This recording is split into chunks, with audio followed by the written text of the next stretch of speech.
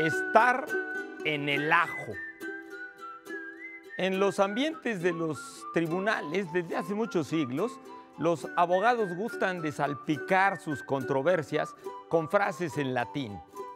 Así la expresión alio atque alio, aquí, estar aquí, o sea, andar de aquí para allá metido, era para calificar a esos gestores oficiosos, aprovechados, que trataban de hacer sus triquiñuelas metidos atrás de los asuntos. Y se les decía que entonces andaban en el ajo, porque la expresión alio, los que no sabían latín, pensaban que se refería al allium sativum, que es el ajo. Y por lo tanto pensaron que la expresión quería decir estar en el ajo. ¿A cuántas personas que estamos pensando y no queremos decir quiénes son, sabemos que les gusta estar en el ajo? Aquí estamos en otro lugar. Soy Germán Ortega Chávez. Bienvenidos. Esta es La Dichosa Palabra.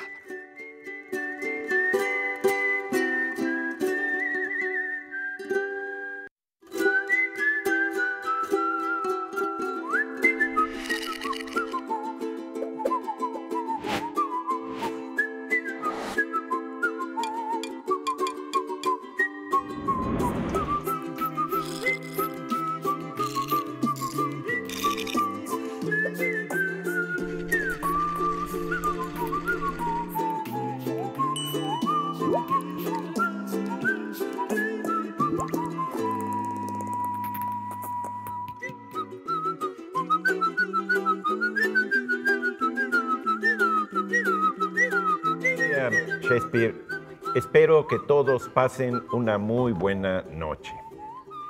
Eso no está escrito en ningún lado, pero yo estoy seguro que alguna vez Don William debió decirlo. Yo soy Eduardo Casale. Alguien más lo debió decir también. Qué maravillosa frase. Muy Yo en mi buena. excursión por el refranero hoy me llevó a tres refranes que me gustaría compartirles a todos ustedes. Uno dice que a cada paso su gazapo.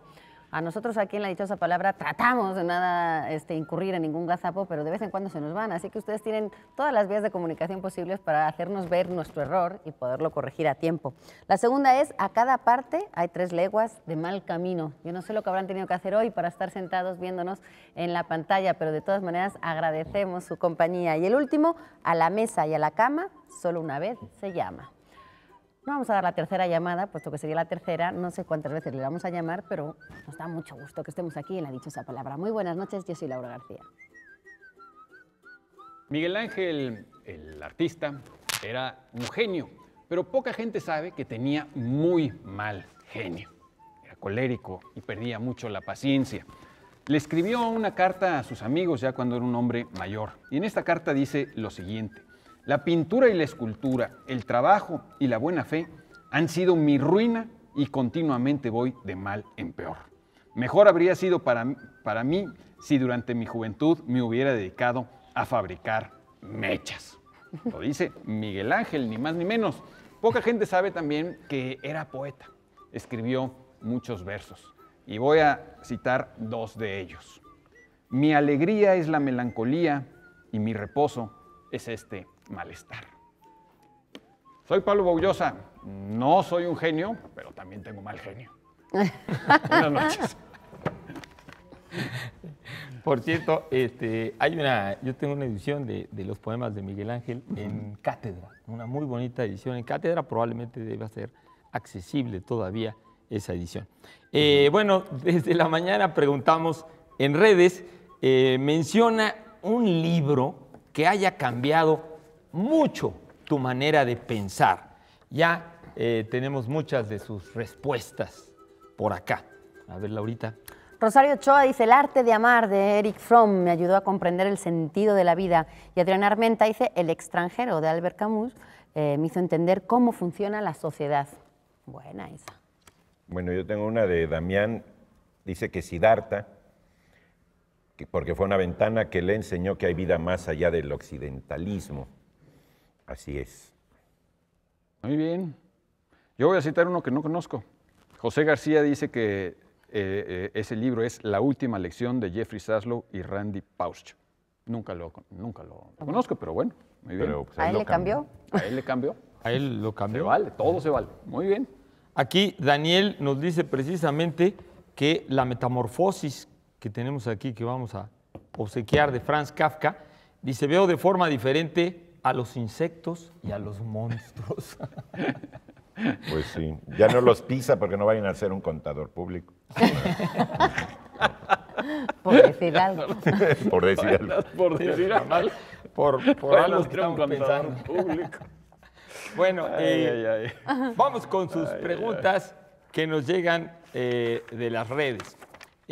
Nos pregunta Enrique Piñas que cómo le enseño a un gringo a pronunciar la ñ. Bonita Solo un pregunta. gringo, Un no problema puede ser a práctico. un... Es un Muy, problema muy práctico, se llama cultura aplicada. Vamos a hablar de eso. Sí. Bueno, Por una palabra, por ejemplo. primero con mucha paciencia, o sea, con mucho cariño. ¿Sí? ¿Quién hace la pregunta? Enrique Piñas. Acérquese a su gringo Es que- y hable con él, repítale mucho las palabras. Es Su muy apellido. difícil pronunciar ciertos sonidos cuando uno no los tiene en su lengua materna. No puede pronunciar el apellido. Sí, Piña. porque Piñas. Sí, le dice Pina o algo le debe decir como Pina Bausch. ¿Sí? Sí. Entonces, con mucha paciencia, porque yo cuando fui a Letonia, el letón es un idioma rarísimo, y insistía yo, bueno, que cómo se decía tal palabra, me lo enseñaban 30 veces y no lo podía yo hacer. ¿Sí? Y te olvidaba los ahora, 5 minutos. la ñ, aunque es, bueno, la letra, digamos, símbolo del español, ¿sí? Ya hemos hablado de eso, hablaste la vez pasada, el sonido también lo pronuncian otros idiomas, lo tiene el vasco, el gallego, el guaraní, el zapoteco. ¿Sí? Portugués. Tienen ese sonido. ¿Sí?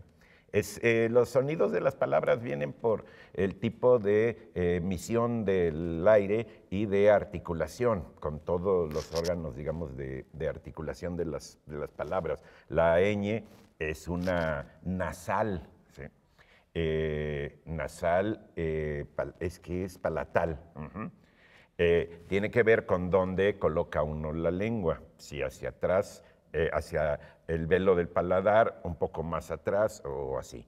Y aquí en la ñ el aire se manda para la nariz con los cornetes, ¿no? Ya tengo una anécdota muy buena de Salvador Elizondo, decía Raquel Serur, que fue su alumna, estaba en la clase y entonces Elizondo le preguntó, oiga, ¿y usted por qué no Así con esa boca. hace ningún comentario si es tan inteligente? Entonces Raquel le contestó, bueno, es que usted va a pensar que me estoy burlando, ¿sí?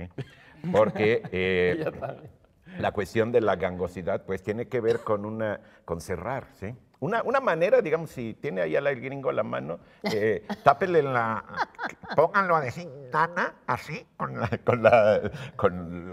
nariz La tapada. ñ va a ¿no? ser lo de menos en ese momento. Sí, ahí sí, depende de la nariz. Entonces es una cuestión de nasal, ¿sí? Si tiene gripe puede decir la ñ mejor, ¿no? Perfectamente. ¿Sí? Entonces es una cuestión de repetición para ir acomodando toda la emisión, pues, de las palabras. Pero es curioso porque uno lo imita inconscientemente. O sea, cuando oyes un vocablo extranjero, no sé, una vez Rob Riemen, el holandés, el holandés. dije, bueno, pero ¿cómo se pronuncia tu nombre en holandés? Me lo dijo y es imposible. O sea, Sí, no lo simplemente puedes, imposible. no lo captas. No lo captas. Le digo, no, olvídate, eres Rob Riemen. O sea, no voy a intentar ni decirlo. Pero intentas decirlo y lo haces inconscientemente. No dices, voy a tratar de colocar la lengua en el paladar para ver si poquito más, poquito más. No, Lo haces, digamos... Sí, pero eso es, digamos, haciendo un ejercicio. Hay un librín de Alma Velasco que se llama La Voz, Universo Sonoro, que es un manual de lectura en voz alta, donde viene cuestiones de cómo vas articulando. Quienes desean, ¿no? Es mi caso a veces mucho, lo pueden corregir con una serie de ejercicios. Es algo físico, es crear una Hacerlo naturaleza consciente. para hacerlo, ¿no?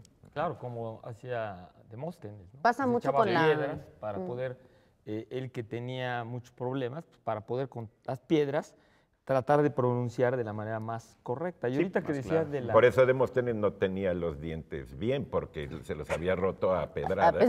¿Sí? Todavía que te eches unos, no sé, unos caramelos, una cosa así. Piedras Perdón, te está- interrumpí.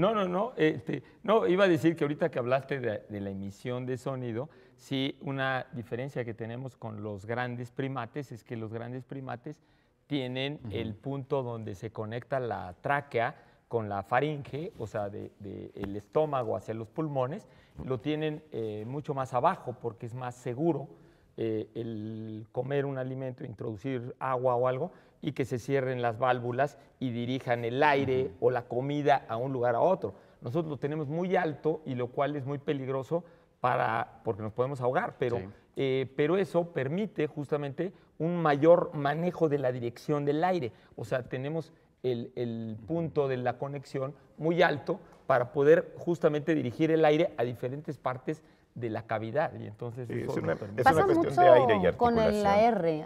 En otros idiomas se les pasa con la R, por ejemplo en francés les cuesta mucho decir la R, la doble R más bien española. Y luego pues están todos los logopedas que para el caso de algunos casos de defectos, podríamos decir, o de dificultad a la hora de pronunciar, sí hay una cuestión física, anatómica y luego de repetición que hacen más consciente estos sonidos y ayudan.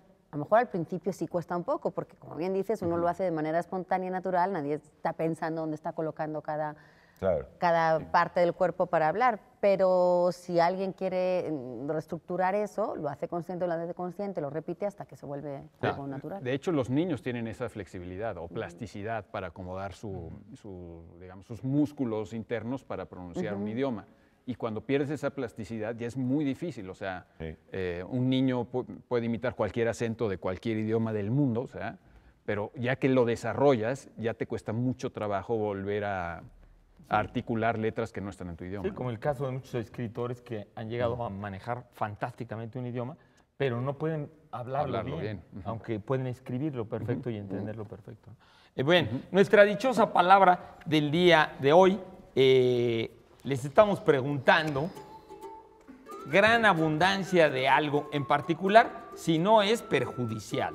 Palabra esdrújula de origen griego que se usaba en medicina para señalar el exceso de sangre o de otros humores en alguna parte del cuerpo. Para los que nos den la respuesta, tenemos, para los primeros que contesten, algunos libros, Eduardo. Tenemos La vida en Trieste, de David Miklos, que es una serie de crónicas, y una novela muy singular, original, de Jaime Reyes, que se llama Mastodonte. Los dos son por cortesía de la editorial Nieve de Chamoy. Álgame Dios con el nombre. Muy rojo, bien. Muy bueno. Del Vives, en su colección de lo más pequeños, algo que seguramente también esté estos días en la FILIG. Recuerden que la FILIG se está desarrollando estos días todavía hasta el lunes en el Parque Bicentenario. Liebre y León, Lola, la liebre, y Lalo, el león. Un texto de Alberto Pez y ilustraciones de Roberto Cubillas, una historia de dos amigos que salen a pasar y hacen todos los días lo mismo, lunes, martes, miércoles, jueves, sábado, y el domingo descansan. También tenemos ejemplares de El maquinista y otros cuentos, un libro de relatos de Jan Ferry. Y a mí ya me urgía regalar este libro porque es de Editorial Malpaso y todo el mundo sabe que a la Editorial Malpaso hay que darle prisa. También Además, tenemos... es de maquinista y se llama Ferry. Y además, Imagínate. maquinista y ferry. Puro transporte.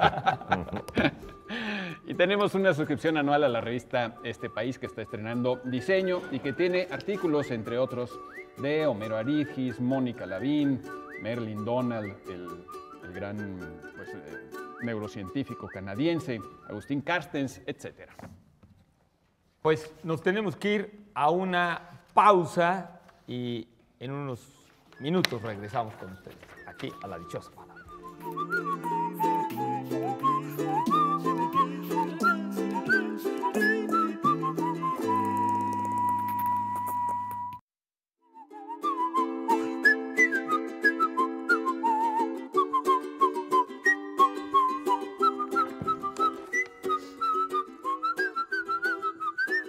Seguimos aquí en La Dichosa Palabra, vagando Por el lenguaje, con el lenguaje, divagando, moviéndonos entre los distintos temas que ustedes han tenido a bien preguntarnos. Como este de Vicente Santibáñez, que dice, ¿cuál es la diferencia entre persuadir y disuadir? A ver, ¿quién se persuade? Voy a ver si los convenzo. Que podría ser como la tercera en discordia, en ese par, porque creo que tienen mucho que ver las tres. Las tres se definen como incitar, inducir, mover, dar razones para que alguien piense lo mismo que tú pensabas. Básicamente es crear en alguien el pensamiento de algo que tú crees correcto. Y entonces lo que haces es pues, darle un montón de razones. La diferencia entre las tres es las técnicas y las razones y cómo lo presentas para llegar a esa misma conclusión. Entonces, convencer de alguna manera y persuadir son positivas. Les da razones para que terminen pensando lo que tú. Y en uno de los casos lo que haces es decirle unas razones como las ventajas. Una vez escuché un consejo, un ejemplo con el que a mí me quedó más claro, que era, por ejemplo, el caso de fumar. Si tú fumas, yo te digo, oye, Pablo, no deberías fumar porque, mira, pasa que los pulmones se te llenan de tal, pasa todo, ¿no? Y te dan una serie de razones médicas para no hacerlo. ¿Eso qué sería? Convencer. Te estoy convenciendo. ¿No disuadir? No, disuadir es cuando dices que no hagas algo. No fumes, estás gastando mucho dinero, estás fastidiándote la salud, no fumes, ¿no? Disuadir es dar, digamos, hacerte cambiar de opinión. Tú piensas algo, pero tú fumas, y yo te digo, no fumes. Pero convencer es cuando digo, oye, pues no deberías fumar, ¿no? Y te trato de dar unas razones, unas ventajas de que no hagas algo. Persuadir es cuando te hago un poco... No es chantaje, pero sí te toca un poco cuestiones más emocionales que te tocan el corazón y que te tocan algo como que te afecta más y por ahí lo que hago es convencerte de una manera. Eso es la publicidad. Dirías como que es más integral la persuasión. No sé si es integral, porque en realidad yo creo que la convicción también puede ser muy integral. El caso de la persuasión, lo que pasa es que te intentan convencer con razones que te tocan. O sea, como te conozco a ti, sé que si te digo oye, ¿sabes lo que pasa? Que si no fumas, que si sigues fumando, pues vas a tener cáncer de pulmón o vas a tener problemas respiratorios. Entonces, ahí ya te estoy afectando algo que toca más tu corazón y entonces tú terminas convencido. Pero no te doy unas razones neutras, no, te estoy dando razones un poco en el chantaje emocional. ¿Más sutiles? Y eso hace la publicidad. La publicidad en realidad... Persuade. Persuade, exacto.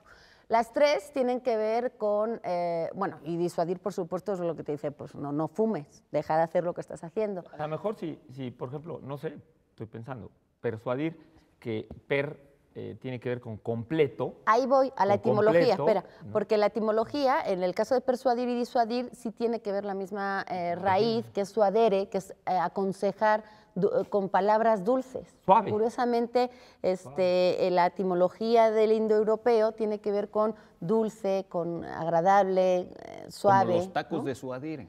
Suadere, suadere. Que están bien suavecitos. Que es la misma raíz de suave, ¿no? Creo que es la misma raíz de Sí, suave. exactamente la misma. Ahora, como tú bien decías, era de una manera total, múltiple. Integral, completa. Y dis tiene que ver con disuadir, diverger, separar. ¿no? En el caso de convencer es con vincere, es con todo, y vincere y vencer. Entonces, como vamos a vencer en esta afirmación que yo te trato de hacer ver de la manera en que yo la veo.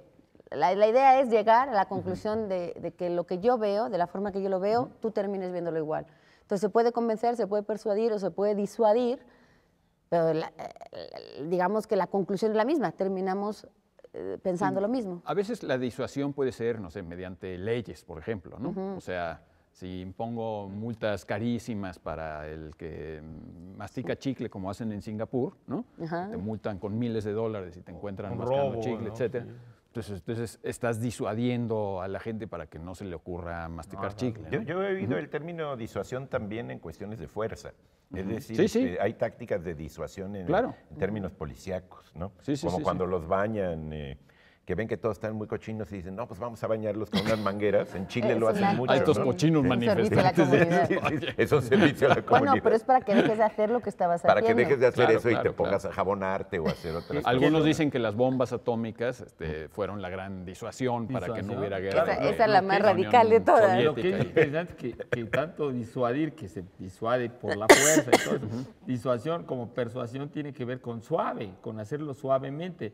Y pues no es tan suave, ¿no? O sea, No, en Bueno, el caso es de la la policía no lo la veo. raíz de la Depende idea de la Es que es más temperatura suave. del agua. Es que sí tiene que ver con suave, porque, por ejemplo, si te disuaden de fumar o de hacer la guerra o de matar a otros o de cometer un delito, pues esa disuasión suaviza la vida de todos, suaviza incluso la vida del... O sea, Sí, en el caso de Pero el la acto, para no, fumada. suavizar. el acto puede no ser tan suave. Lo que quiere en decir el que corto para- plazo no, pero, para pero el armonizar. propósito siempre debe ser Bueno, lo que pasa es suave, que la ¿no? persuasión, de alguna manera, no, la convicción apela al intelecto, al razonamiento, a la reflexión.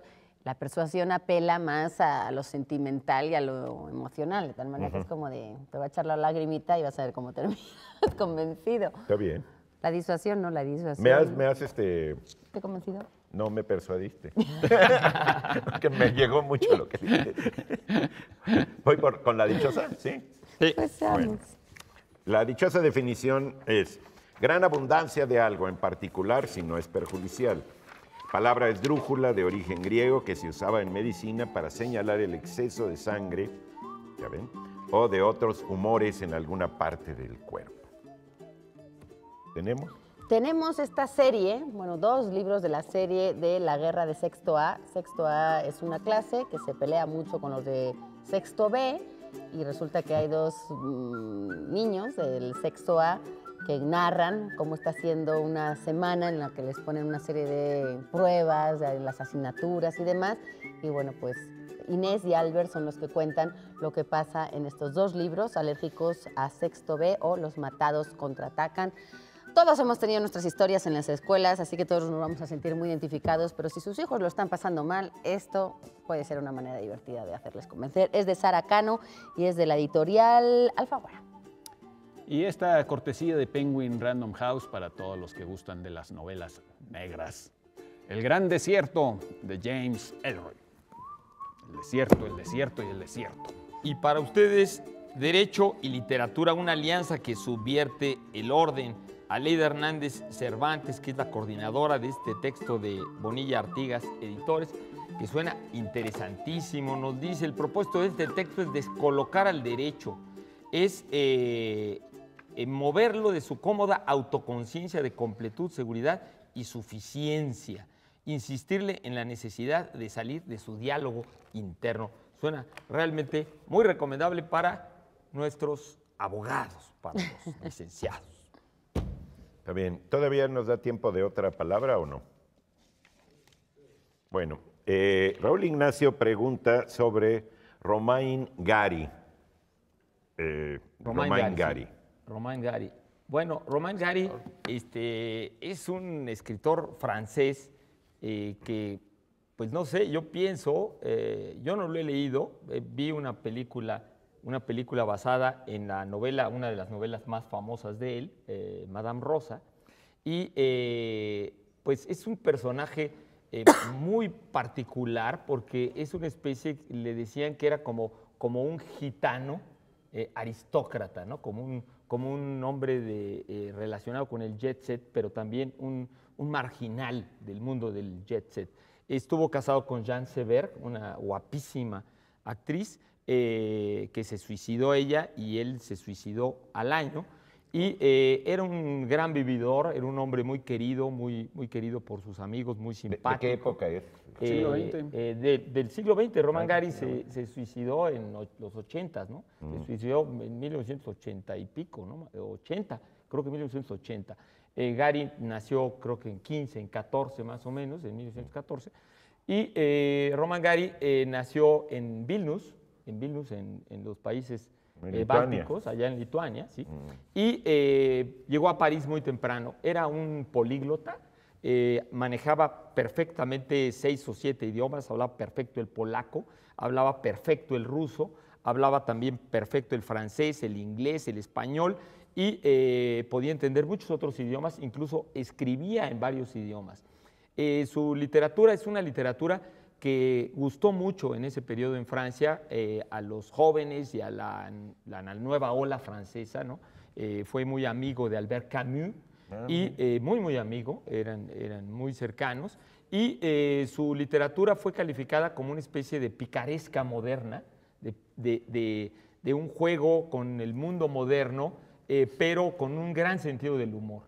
A mí me gustaría un día leer sus obras, tiene muchísimos libros, y una de las cosas muy famosas de él es que es el único escritor en la historia del premio Goncourt que ganó 2 veces el premio, que por supuesto está prohibido que se gane el premio 2 veces. Lo que sucede es que este hombre le encantó disfrazarse de máscaras. O sea, él tuvo muchos heterónimos, escribía con muchos seudónimos y luego escribía varios libros con un seudónimo, y en el caso del último seudónimo, que era Émile Ajar, escribió 3 libros con ese seudónimo y todo el mundo creía que era otra persona. Incluso él, entonces le dieron el premio Goncourt, a él se lo dieron en 1956 por un libro que se llama El cielo, ya no me acuerdo cómo se llama bien, El cielo, pero es premio Goncourt, y luego le dieron otro, con otro nombre, La vida por delante, con otro nombre, con otro libro. Yo nunca lo había oído. ¿Y fue disfrazado? Y él él se puso de acuerdo con un amigo, con un sobrino, y le dijo que se fuera a Argentina y publicar en Argentina, como si fuera Émile Ajar, esa obra. Y todo el mundo, cuando se sacó el premio Goncourt, dijeron pues, que era el otro y que Roman Gary estaba, que por supuesto no se llamaba Roman Gary, es un seudónimo, él tenía un nombre polaco, Caseu o algo así se apellidaba. Y entonces él le dijo al otro que lo publicara y luego dijo, no, yo soy, ese es un seudónimo mío. Y le dijeron, es cierto, te estás tratando de adjudicar la obra del otro. Y él, cuando se suicidó, que de hecho era un hombre muy alegre y todo, pero probablemente le afectó lo de su esposa, no sé psicológicamente cómo le fue, pero la cuestión está que dejó una nota muy famosa entre los suicidas. Dijo, agradezco mucho a todos, realmente fue una vida muy divertida. Dije, me divertí mucho. Curioso. ¿Y a quién mató? ¿A Román Gary o al otro? Eso es lo interesante, porque mató a todos, ¿no? Mató a todos sus seudónimos, y cuando murió, se publicó póstumo una historia de cómo había hecho el engaño. Y entonces todo el mundo comprobó que en efecto él había escrito ese Confesó último libro. el sobrino. En esa nota de suicidio también añade que no se suicida, que el suicidio de su exesposa no era por eso. No tenía Sí, nada para ver que con tampoco suicidio. se ponga muy contenta ella de que, ay, sí, no pudo vivir. Y también decía que yo soy Émile fulanito, el otro. ¿No? Émile Ajar. ¿Ya vamos qué gran a historia. corte? Sí. Bueno, quería invitarlos al concurso de ediciones digitales de Punto de Partida. Pueden consultarlo en la página, ahí está. Es un concurso muy interesante porque Punto de Partida ahora incursiona en este mundo digital. Siempre han sido famosos sus concursos, pero ahora se digitaliza mucho el asunto. Volvemos en un momento. Gracias por su atención. Con permiso. Por su atención, gracias. Gracias.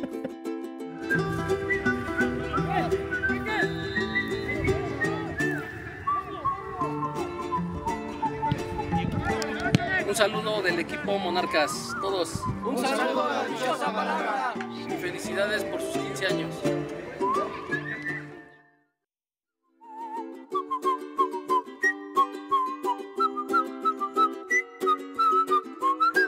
Seriedad, señor. Seguimos aquí en La Dichosa Palabra, muy serios, muy concentrados y con muchas preguntas que nos llegan de parte de todos ustedes. Gracias por hacérnoslas llegar por todas las vías de comunicación habidas y por haber, y desde todas las partes del mundo, porque también La Dichosa Palabra se ve por internet y en el canal internacional. Esta nos llegó del maestro Morales, no sé de dónde nos escribió el maestro Morales, pero nos pide hablar de Boecio. Bueno, me imagino que se refiere obviamente al filósofo. Al romano.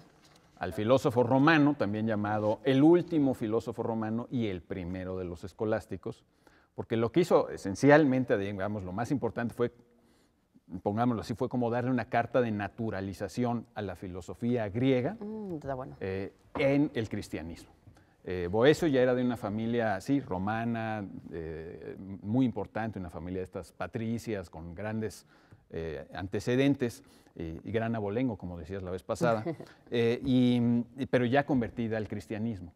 Y en su época ya ni siquiera, bueno, ya había caído el Imperio Romano, como lo conocíamos, el de Occidente, estaba el Imperio Romano Bizantino. de Oriente, etcétera, pero digamos, ya los romanos ya no tenían esa vinculación con Grecia. Las familias importantes ya no estudiaban griego. Incluso, digamos, el que dominaba el territorio de Italia era Teodorico, creo que era ostrogodo, un rey de los ostrogodos, claro, una de esas más tribus, grande, Ostrogodo. que realmente era el rey de Italia también y de muchas otras partes, pero ni siquiera se ostentaba ni como papa ni como rey de Italia, y Teodorico no sabía leer y escribir. Para eso tenía gente como Boecio, que sabía leer y escribir, ¿no? Pero él no sabía leer y escribir, algo que habría sido impensable en la época, digamos, de la civilización clásica, ¿no? Entonces estamos hablando ya de finales del siglo V, principios del siglo VI, y Boecio se enseñó a sí mismo griego, leyó muchísimos filósofos griegos y trabajó para Teodorico y haciendo funciones diplomáticas muy importantes. Se dice que construyó un reloj de agua, un reloj de sol para otros gobernantes, que le consiguió un arpista al rey de los francos, en fin, era un gran diplomático, senador, tenía una vida pública y política muy importante, hasta que cayó en desgracia por una disputa que involucraba precisamente a la cabeza de la iglesia bizantina, con la cual pues la iglesia de Occidente tenía una relación ya no muy buena, no habían roto completamente, esa ruptura definitiva de la comunión ocurre siglos más tarde, pero ya había dos cabezas y había mucho problema ahí entre unos y otros. Quedó atrapado en una disputa política de este tipo y cayó en desgracia ante Teodorico. Hay que decir también que cayó en desgracia porque tuvo el valor civil de defender a alguien que había caído en desgracia antes que él, otro senador. Y él salió y dijo, si este cuate es culpable, entonces yo y todos somos culpables porque no estaba haciendo mal, estábamos buscando conciliar intereses legítimamente, etcétera. Y le tomaron la palabra. Le tomaron la palabra y para buena suerte nuestra, pero muy mala suerte de él, lo metieron a la cárcel y lo ejecutaron. Buena suerte nuestra porque fue en la cárcel justamente donde escribió el más famoso de sus libros, que es La Consolación de la Filosofía. Creo que hemos hablado ya alguna vez de este libro aquí, no me acuerdo. No, es bueno, un libro yo creo que no, pero bueno.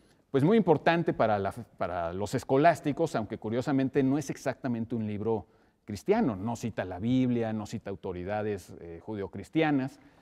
Está lleno de citas de platonismo, neoplatonismo, de Aristóteles, de filósofos de la antigua Grecia, pero es bien aceptado por la Iglesia Católica. Insisto, es considerado el primero de los grandes escolásticos, de los grandes pensadores del medievo cristiano, ¿no?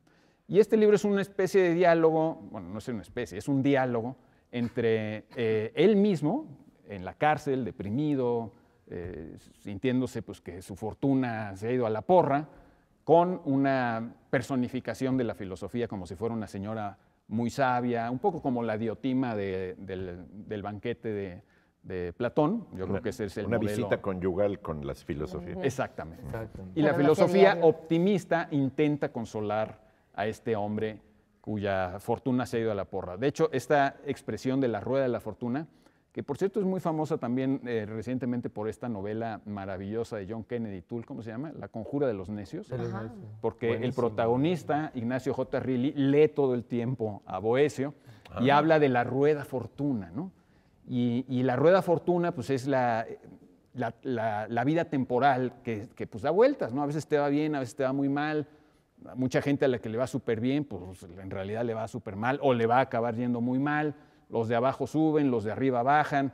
Todos estos accidentes del tiempo que dice la filosofía son pues pasajeros, accidentales, y en realidad el chiste está en que hay un centro inamovible de la existencia, que vendría a ser Dios, el Dios omnipotente de los cristianos, y ese centro inamovible, eterno, es al que deberíamos volver, olvidándonos de los accidentes de este tiempo. Es casi, me atrevo a decirlo, aunque aquí el que sabe de budismo es Germán, creo que es casi una visión como budista, ¿no? Sí, la imagen de la rueda es la rueda budista, que es Sí. exactamente lo mismo que es la... Y de alcanzar un centro inamovible, centro. de paz, de tranquilidad y olvidarse del mundo externo, ¿no? Accidental, digamos, ¿no? O tener otro Temporal, tipo ¿no? de perspectiva respecto al Sí. mundo externo, respecto a la época esa terrible que le tocó vivir. Bueno, recuerden que Teodorico, hay una tumba impresionante de Teodorico en Rávena, que era la capital de Teodorico, que mandó a hacer algunas construcciones maravillosas la época de Teodorico y a tratar de detener un poco la destrucción y la decadencia de los edificios romanos, reestructuró acueductos, baños, etcétera.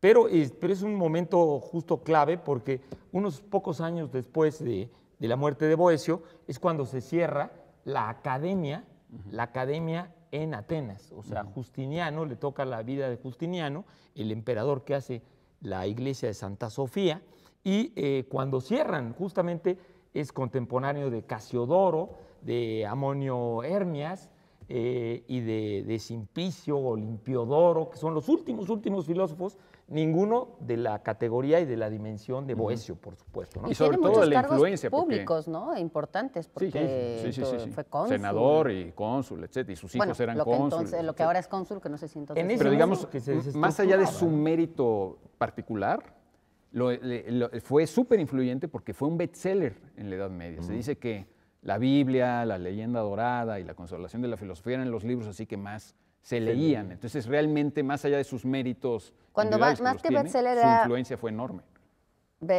Bueno, el más vendido sería el más leído, porque no Sí. creo que hubiera como muchas copias y eso dificultaba mucho también Bueno, pero era la muy leído en distribución. comparación con... Pero exacto, el Sí. mismo ejemplar era leído por muchas más Sí, sí, sí, personas sí, de sí. lo que hoy Sí, en día es la todos. lectura, que nos Todos los quedamos libros. cada uno con nuestro libro, lo metemos en un aquel y de ahí no se mueve. No, pues la muchas mayoría de veces. los libros que se imprimen hoy no se leen, incluso se compran y no se Y leen, ahí como están. las medicinas. que Y se antes compran era se al quedan ahí. contrario, antes había tan pocas copias que se leían y se leían sí, la sí, sí, misma hasta desgastar. Hay una, Sí, en sí, la sí. colección hay una colección de Aguilar, de textos de Aguilar, mucho más baratos que los textos más elegantes de papel cebolla de Aguilar. Y ahí en esa colección está La Consolación de la Filosofía. Y yo la he llegado a ver hasta en los puestos del metro, La Consolación de la Filosofía de También hay Boecio. una edición de Alianza muy bien buena, traducida, sí, sí. ¿no? De Alianza De Editorial. Alianza- ¿Sí dice Boecio de o Alianza de Boecio? Porque ahora No, que... yo diría Boecio, Boecio, ¿no? todos Sí, hemos ¿no? dicho Boecio. Porque ahora me entró la duda de si... En latín sí. sería Boetius. Boetius. No, pues no, se Boecio. puede- Manilo, Severino, quién sabe cómo se llamaba. Sí, Tenía sí, 30 nombres. muchísimos Boecio. nombres, como era costumbre, ¿no? Aquí lo que es costumbre es darles una definición cada sábado y ustedes llaman y nos dicen a qué palabra nos estamos refiriendo para llevarse espléndidos libros que hay en esta mesa. Hoy, la dichosa palabra responde a gran abundancia de algo, en particular si no es perjudicial. Palabra esdrújula, de origen griego, que se usaba en medicina para señalar el exceso de sangre o de otros humores en alguna parte del cuerpo. Esta vez la dichosa palabra que buscamos sí me recuerda una cumbia. Solo por la palabra Mira. esdrújula. Bueno, Palabra esdrújula. ¿puedo dar la pista? Sí, sí. En realidad hay una cumbia, ¿no? Que dice la múcura está en el suelo. No es cumbia. ¿Qué es? No. La múcula está en el suelo. Creo que sí es cumbia. Mamá, no puedo con ella. Sí, sí, ya. Me No la des llevo más a la pistas. cabeza. Ya. No, nada más. Pero en realidad no tiene nada que ver con la palabra, Estamos nada bien, más el estamos en el bloque sonido tres. de la. ¿eh? Estamos en el bloque 3, ya se vale. El dar- sonido de la dichosa palabra me recuerda el sonido de múcura. Nada más No, dije. no, ya te vi bailando. No. Espérate, quiero ver, hablando de la República, ¿cómo? Bueno, decíamos que no podíamos pronunciar los nombres de otros idiomas. Es el Ay. caso. Este es un escritor holandés, si no me equivoco. Así es que vamos a ahorrarnos la pronunciación. Vamos a decirlo así, tal cual como se lee. Host de Vries, es autor de La República. Esta novela de anagrama viene con muy buenas reseñas. Tan, tan. Y pues decíamos ya de Franz Kafka, La Metamorfosis, adaptado por Peter Cooper, es un obsequio de El Péndulo. Y tenemos también la historia crítica de la poesía mexicana, coordinada por Rogelio Guedea, con muy buenos textos. Si la coordinó Guedea, no sé por qué no le puso un nombre, pues no sé, con un refrán como Los pelos en la mano, una cosa así, ¿no? Ya ni Y, la haces, bueno, Eduardo. historia Qué crítica de la poesía mexicana, cortesía del Fondo de Cultura. Esa es la colección coordinada por don Enrique Florescano, ¿no? No, Era- esta es ¿no? esta es Ah, bueno, la colección sí. Sí. La colección, ¿cómo se llama? Biblioteca Mexicana. Exactamente. Así es. De Enrique Flores Cano. Y es que da como cuenta. Me piden de- una cortita, pero esta no va a ser cortita, así que nada, la haremos acá y la seguiremos después. La literatura oral. Nos pregunta Alejandro Paredes, que si hablamos de la literatura oral. Tú eres el maestro en la literatura. Es que también hay General. literatura intravenosa. Sí, este Sí. es oral, sí. Y no sigas, No, nada más digo, no, así.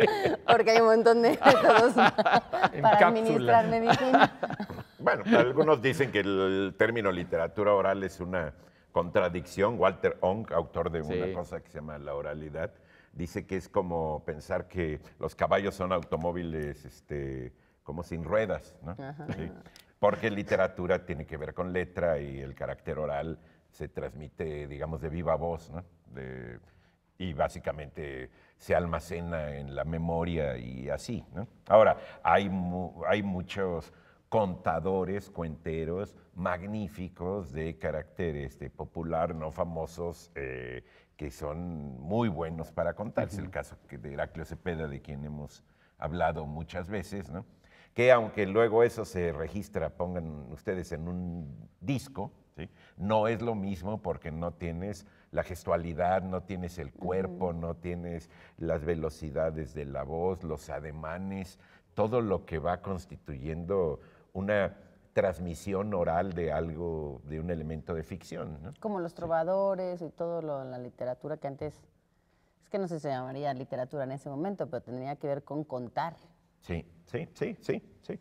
Ahora, por ejemplo, Por eso se llaman cuentos, porque se cuentan. sí, bueno, o Otra sea, cosa es que luego los escribas. narración siempre hay, pues, y esta de carácter oral. Muchas veces hay muchos registros antropológicos, digamos, de cuentística, sobre todo indígena.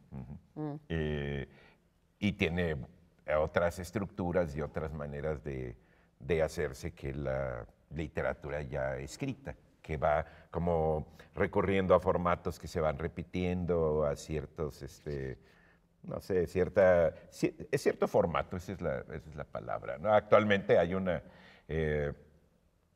literatura digital también, ¿no? Que circula en la red y que tiene que ver más con mover las palabras que con andar contando historias, ¿sí? Con interpretarlas, con reproducirlas, con pasarlas. Es otra cultura, como dice tu conocido Francisco Castillo, que está generando una nueva mentalidad. Es muy interesante hablar de lo oral, lo escrito y ahora lo digital porque representan formas distintas de pensar la realidad y de trabajar con ella, ¿no? El historiador de las religiones, Mircea Eliade, muy al final de su vida, hizo un estudio muy vasto de la cuentística de los aborígenes australianos, ¿no? Y se Sí, está impresionó de la publicado en Tomo Rosso. riqueza verdaderamente, pero infinita casi, de cómo los niños y los adolescentes se sabían muchísimos cuentos, ¿no? Y los repetían desde muy chiquitos, ¿no? Y que eso pues no estaba registrado en ningún lugar, esa riqueza, a pesar de que uno los ve materialmente muy pobres en cuanto a producciones materiales, ¿no?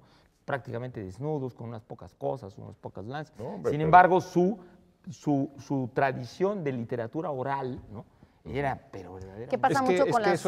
Es que es justamente un problema de las tecnologías. Cuando haces la diferencia entre la oralidad y la escritura, estás haciendo una diferencia tecnológica. La escritura es una tecnología, pero es una tecnología, como dice Walter Ong, de la oralidad, ¿no?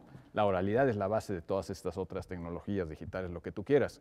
Y este problema está visto desde ya tiempos muy antiguos, está de hecho en el Fedro de Platón, está toda esta discusión, cuando se inventa esta fábula de que al rey egipcio viene el dios Teut y le enseña, le regala muchas artes y al regalarle la escritura, le dice esto te va a ayudar para que la gente guarde memoria, etc. Y el rey se atreve a decirle al dios, dice, oiga, con todo respeto, pero esta tecnología que usted me está regalando o que quiere regalar a los hombres, en lugar de ayudar a la memoria, la va a empobrecer. Efectivamente, en los pueblos donde no hay escritura ocurre como con los aborígenes australianos o como con cualquier otra cultura oral, donde la gente tiene una memoria mucho más rica. Prodigiosa. ¿Por qué? Pues porque no Entrenamiento. tienes, no tienes dónde apuntar. Aquí apuntas un teléfono, apuntas lo que sea, te olvidas de eso porque está apuntado. Está apuntado No y haces el puedes ir esfuerzo de a donde retenerlo. quieras. El mismo problema que estamos viendo hoy en esta generación con las tecnologías digitales. Quiero saber la fecha de algo, ¿para qué me la aprendo? Si está Wikipedia. Creo que podemos Sí. continuar con el tema más adelante si quieres. Vamos porque a creo que seguir. ya nos van a cortar. Por cierto, y entre paréntesis, nada más, muy rápido. Ustedes dos parecen del viejo oeste. Hija, Sí, es que es tendencia ahorita. Nosotros venimos, estamos en el ala oeste. nosotros en el ala este.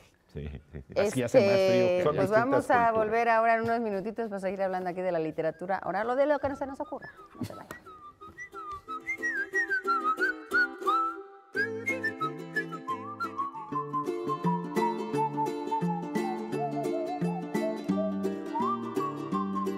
Logré llegar.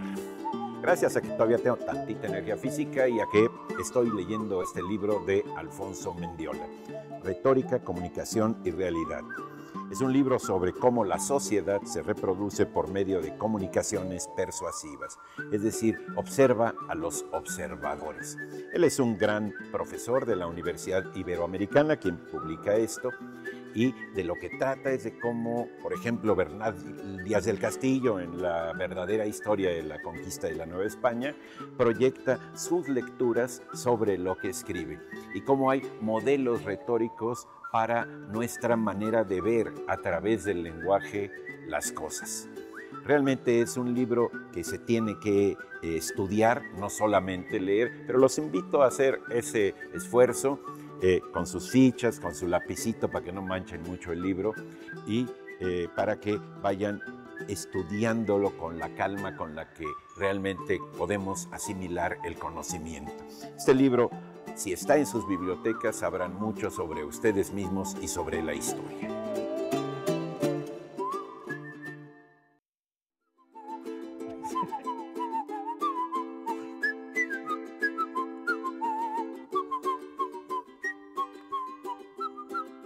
Continuamos aquí en La Dichosa Palabra y como ya decía desde la semana pasada, quiero dar las gracias a Lola Isurieta y a David Pérez Peregrino por el envío de esta maravillosa lotería de artistas. Son más de 102 artistas que han recreado la lotería mexicana, la clásica lotería mexicana.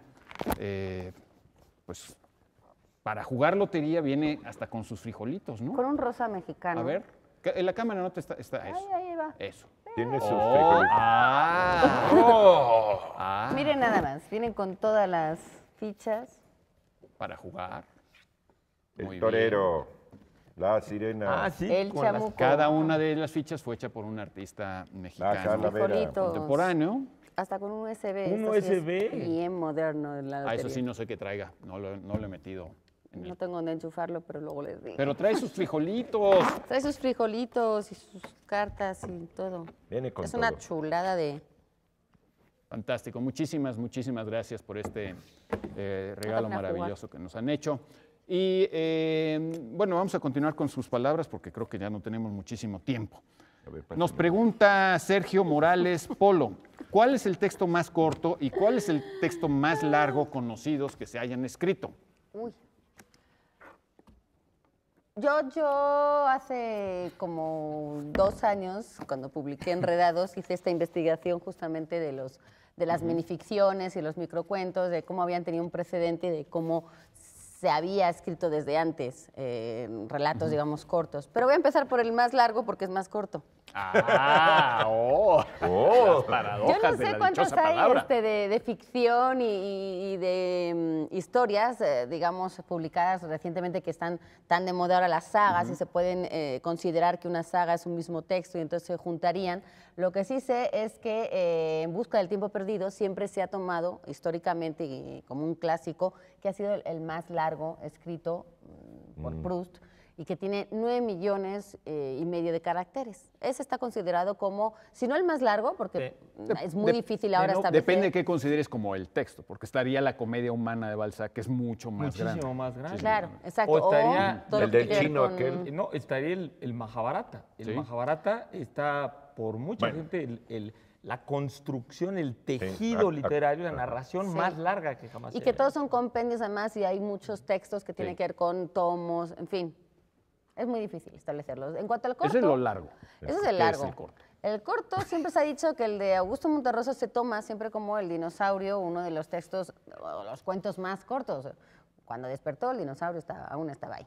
Bueno, estaba ahí, estas 7 palabras, pero yo investigué y había, esto data del 59.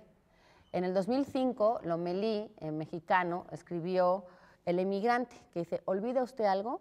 Ojalá. Es un diálogo y es mucho más corto.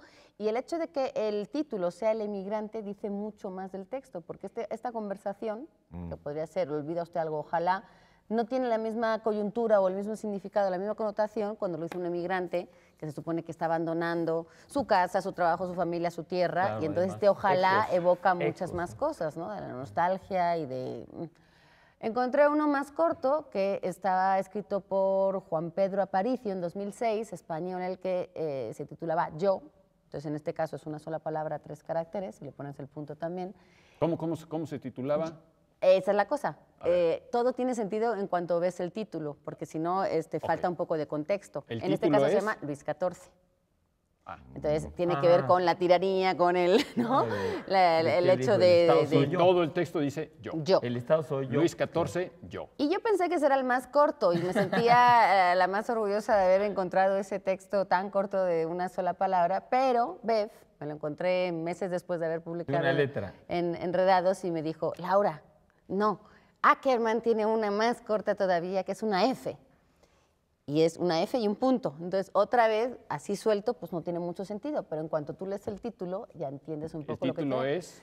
Boleta cósmica punto tierra. Pero es un decir, título muy largo. bueno, pero uno está hablando del contenido. ¿Cuál es el título, boleta? Cosmicreportcard.earth, es decir, boleta cósmica ¿Y tierra. cuál es el chiste ahí? La calificación es una calificación F reprobada. De A, B, C. No, pues Como está se muy- califica en está Estados muy Unidos. intenso. Hay un- Está, hay está un- de análisis, es decir, yo lo No, que bueno. creo es que todos estos historias... Dijeron así- el más corto, no el mejor, ¿no? Exacto. A mí Luego me- hay el una que me moda, gusta- hay una No, moda... no Eduardo, preguntaron por por el favor. mejor. Ahora dijeron hay el una más moda corto. que se genial. llama Espérense. Frame Tail, que es todavía mucho más rebuscado, si quieren todavía reírse ¿Cómo más. se llama? Frame Tail, que es frame de marco y tail de cuento.